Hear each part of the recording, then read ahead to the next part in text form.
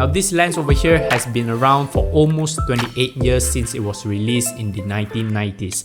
But if you guys are wondering, is it still worth it to buy the Canon EF 50mm f/1.4 USM lens in the year 2020?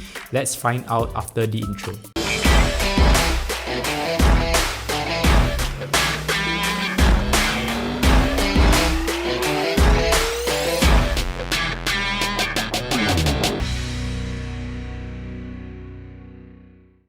What's up guys, Travis here. Welcome back to yet another video. In this video, I'll be helping you guys decide whether or not should you guys get the Canon EF 50mm f/1.4 USM lens in 2021. By saying that, I'll be doing three main tests for this lens. The first is the autofocus speed. The second test is to check the sharpness of the image that you can get out from this lens.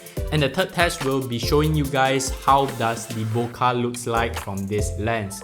So without further ado, let's jump into the first test, which is the autofocusing speed.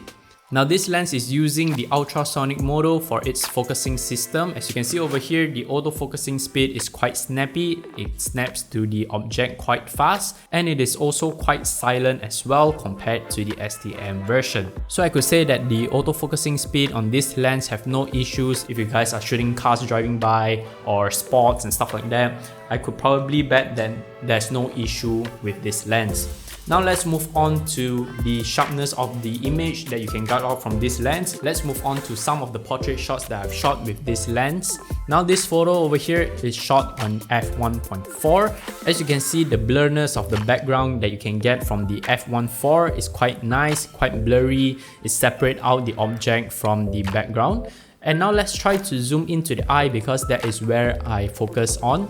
As you can see in f1.4, the sharpness of the image is tech sharp, and now let's try to stop it down to f1.8. Now this photo is shot with natural light, so again let's zoom into the eye. As you can see, when you stop down to f1.8, more area in the face are now in focus.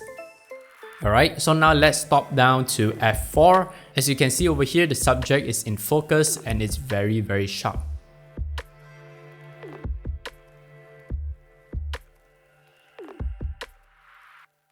Alright, so now let's move on to the next test where I'm going to show you the shape of the bokeh.